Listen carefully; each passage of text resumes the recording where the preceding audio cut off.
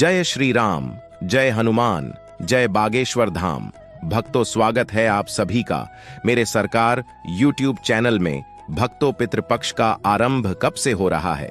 पितृपक्ष के दिनों में किस प्रकार का भोजन नहीं करना चाहिए और कौन कौन से नियमों का हमें पालन करना चाहिए जिससे हमारे पितृ हमसे प्रसन्न रहे और अपना आशीर्वाद हम पर बनाए रखे, आज यही सब जानेंगे हम आज की इस वीडियो में। तो भक्तों, वीडियो में अंत तक बने रहिएगा और अगर चैनल पर नए हैं तो चैनल को सब्सक्राइब जरूर कर ले और बेल आइकन को प्रेस करके नोटिफिकेशन को ऑन कर ले, जिससे आने वाली नई वीडियो आप सभी तक पहुंच सके। तो चलिए भक्तों, वीडियो को शुरू करते हैं। भक्तों, हिंदू धर्म में पितृपक्ष का महत्व बहुत अधिक होता है। पितृपक्ष के दौरान हमारे पूर्वज पितृलोक से धरती पर हमें मिलने के लिए आते हैं और हमारे द्वारा उनके लिए किए जाने वाले श्राद्ध तथा तर्पण, पिंडदान आदि कार्यों से वे संतुष्ट होकर हमें आशीर्वाद प्रदान करते हैं। इसके साथ ही पितृपक्ष में हमें भी कुछ नियमों का पालन करना होता है। भक्तों, पितृपक्ष के दौरान स्नान से लेकर रात्रि को सोने तक महत्वपूर्ण नियमों का पालन करना चाहिए। इसके साथ ही गरुड़ पुराण में पितृपक्ष में भोजन करने से संबंधित महत्वपूर्ण नियम भी बताए गए हैं। इन दिनों में मनुष्य को किन चीजों का सेवन नहीं करना चाहिए, भोजन करते समय अपना मुख किस दिशा में रखना चाहिए और किस दिशा में नहीं रखना चाहिए, साथ ही पितृपक्ष में स्नान करने के नियम भी बताए हैं। भक्तों, प्रत्येक मनुष्य को पितृपक्ष में इन नियमों का पालन अवश्य करना चाहिए। इससे मनुष्य को पितृदेव का आशीर्वाद प्राप्त होता है और उनके जीवन में सुख समृद्धि आती है। भक्तों, प्रतिवर्ष पितृपक्ष भाद्रपद मास के शुक्ल पक्ष की पूर्णिमा तिथि से प्रारंभ होते हैं और आश्विन मास की अमावस्या को इनकी समाप्ति होती है। इसे सर्वपितृ अमावस्या भी कहा जाता है। पितृपक्ष के दिनों में मनुष्य को पितरों की संतुष्टि के लिए श्राद्ध कर्म तथा दान धर्म करने चाहिए। श्री कृष्ण कहते हैं, जिस मनुष्य को उसके पितरों का आशीर्वाद प्राप्त होता है उसके कुल का गौरव सदैव ही बढ़ता है। ऐसा मनुष्य कभी दरिद्र नहीं रहता है। भक्तों, इस साल पितृपक्ष 29 सितंबर शुक्रवार के दिन प्रारंभ हो रहा है और 14 अक्टूबर के दिन पितृपक्ष का समापन होगा।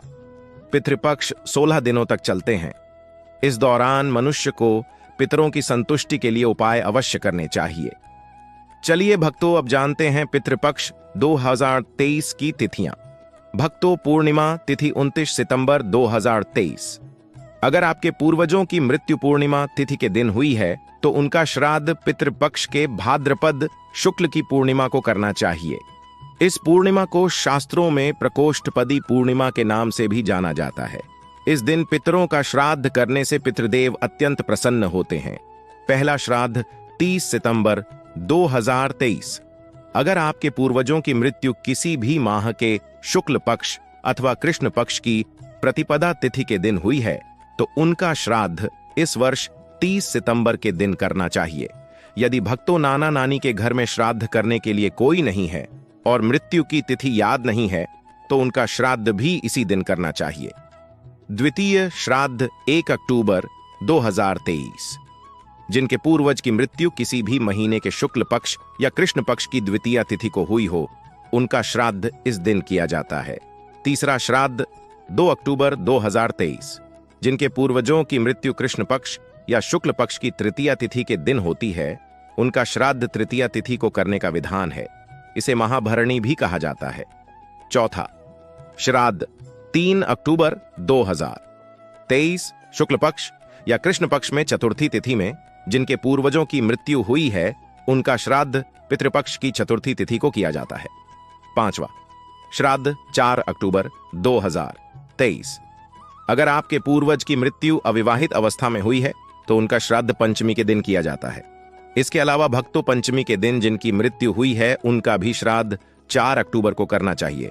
छठा श्राद्ध 5 अक्टूबर 2023।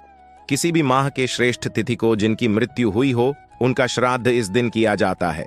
इसे छठ श्राद्ध भी कहा जाता है। सातवां श्राद्ध 6 अक्टूबर 2023। किसी भी माह के शुक्ल पक्ष या कृष्ण पक्ष की सप्तमी तिथि को जिनके पूर्वजों की मृत्यु हुई है तो उनका श्राद्ध पितृपक्ष की इस तिथि को करना चाहिए। आठवां श्राद्ध 7 अक्टूबर 2023। ऐसे पितृ जिनकी मृत्यु पूर्णिमा तिथि पर हुई हो तो उनका श्राद्ध अष्टमी, द्वादशी या पितृमोक्ष अमावस्या पर किया जाता है। नवमी श्राद्ध 8 अक्टूबर 2023। किसी व्यक्ति को अपनी माता का श्राद्ध उनकी मृत्यु तिथि पर नहीं करना चाहिए। उनका श्राद्ध पितृपक्ष में नवमी के दिन करना चाहिए। ऐसा माना जाता है कि नवमी तिथि को माता का श्राद्ध करने से उन्हें मोक्ष की प्राप्ति होती है। इसके साथ ही अगर किसी स्त्री की मृत्यु तिथि पता नहीं हो तो उनका श्राद्ध भी इसी दिन किया जाता है। दशमी श्राद्ध 9 अक्टूबर 2023। दशमी तिथि को जिस व्यक्ति की मृत्यु हुई हो उनका श्राद्ध महालय की दशमी तिथि के दिन किया जाता है। एकादशी श्राद्ध 10 अक्टूबर 2023। ऐसे लोग जो संन्यास लिए हुए होते हैं उन पितरों का श्राद्ध एकादशी तिथि को करने की परंपरा है। द्वादशी श्राद्ध 11 अक्टूबर 2023। जिनके पिता विवाह और संतान के बाद संन्यास लिए हुए होते हैं उनका श्राद्ध पितृपक्ष की द्वादशी तिथि को करना चाहिए, चाहे उनकी मृत्यु किसी भी तिथि को हुई हो। इसीलिए इस तिथि को सन्यासी श्राद्ध भी कहा जाता है। त्रयोदशी श्राद्ध 12 अक्टूबर 2023। श्राद्ध पक्ष के कृष्ण पक्ष की त्रयोदशी तिथि को बच्चों का श्राद्ध किया जाता है।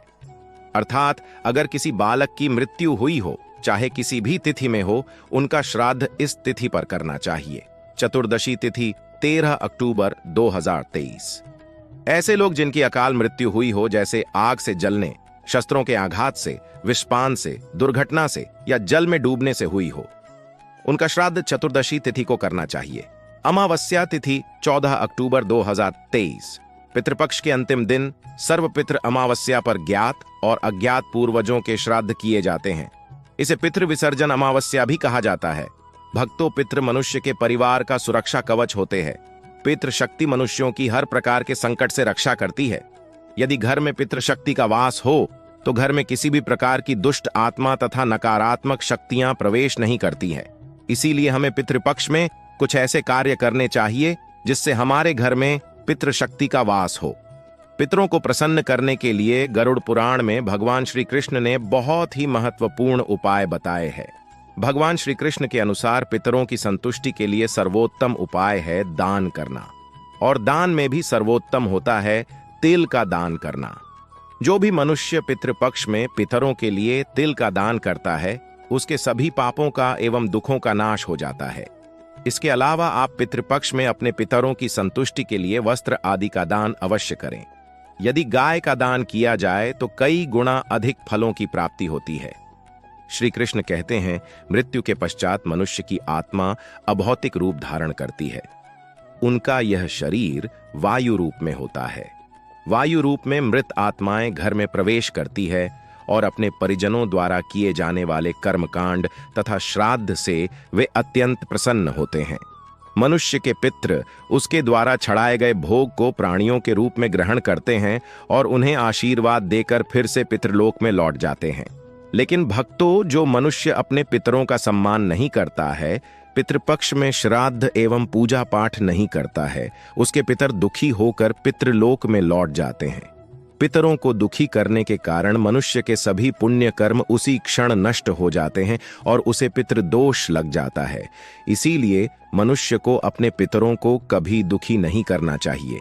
भक्तों, आइए जान लेते हैं पितृपक्ष में भोजन तथा स्नान करने के कौन से नियम बताए गए हैं। सबसे पहली बात है, पितृपक्ष में स्नान केवल एक वस्त्र धारण करके ही करना चाहिए। निर्वस्त्र स्नान करना अशुभ माना गया है। पितृपक्ष में स्नान करते समय अपना मुख दक्षिण दिशा की तरफ रखें और पितरों का स्मरण करते हुए स्नान करें। स्नान के पश्चात सूर्य देव को तांबे के पात्र से जल अर्पण करें और पितरों की आत्मा की शांति के लिए सूर्य देव से प्रार्थना करें। भक्तों, पितृपक्ष में स्नान करने के बाद ही दान करना चाहिए और दान करते समय पितरों का स्मरण करें। दान करते समय भी अपना मुख दक्षिण दिशा की तरफ रखें। गरुड़ पुराण के अनुसार तांबे के पात्र में तिल का दान करना चाहिए।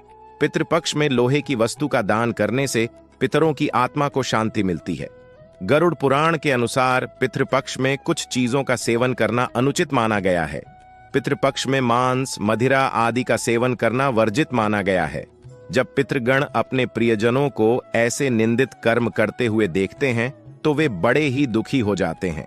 साथ ही पितृपक्ष में लहसुन, प्याज आदि का सेवन भी न करें। ये तामसिक पदार्थ है और इन्हें पितरों को भी अर्पण न करें। इन पदार्थों से मनुष्य के शरीर में विकार प्रकट होते हैं। वहीं यह पदार्थ पितरों को क्रोध दिलाते हैं। पितृगण इन पदार्थों को स्पर्श भी नहीं कर पाते और इनके निकट भी नहीं आ सकते हैं। इसीलिए भोजन में इन पदार्थों का प्रयोग वर्जित है। पितृपक्ष में भोजन करते समय मनुष्य को अपना मुख दक्षिण दिशा में रखना चाहिए। ध्यान रहे, यह केवल पितृपक्ष में ही करना चाहिए। इस दिशा में भोजन करने पर वह भोजन पितरों को प्राप्त होता है और पितृगण संतुष्ट होते हैं। भक्तों, पितृपक्ष में बासी भोजन को भूल से भी ग्रहण न करें। श्री कृष्ण के अनुसार जो भोजन सात्विक हो वह पितरों को अत्यंत प्रिय होता है। ऐसा भोजन मनुष्य की आयु बढ़ाने वाला, जीवन को शुद्ध करने वाला तथा बल, बुद्धि और ऐश्वर्य देने वाला होता है। इसमें गाय का दूध सबसे उत्तम माना गया है। रसयुक्त फल भी सात्विक भोजन की श्रेणी में ही आते हैं। दक्षिण दिशा की तरफ मुख करके भोजन करते समय पितरों का आवाहन करें और उन्हें नमस्कार करके इस मंत्र का जाप करें, ओम पितृदेवाय नमः।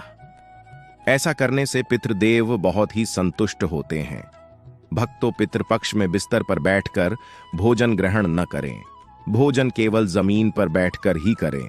शास्त्रों के अनुसार पितृपक्ष में चने की दाल और मसूर की दाल खाना वर्जित है। मसूर की दाल का श्राद्ध कर्म में भी प्रयोग न करें, क्योंकि यह एक नकारात्मक व्यंजन है। इसके साथ ही सरसों के साग की सब्जी भी खानी नहीं चाहिए। भक्तों, इस प्रकार से गरुड़ पुराण में पितृपक्ष में किए जाने वाले यह महत्वपूर्ण नियम हमने आपको बताए हैं। यह जानकारी अगर आपको अच्छी लगी तो वीडियो को लाइक और चैनल को सब्सक्राइब अवश्य करें। और हां भक्तों, कमेंट में जय पितृदेव, जय श्री राम, जय हनुमान, जय बागेश्वर धाम अवश्य लिखें। तो भक्तों, मिलते हैं अगले वीडियो में। जय श्री राम।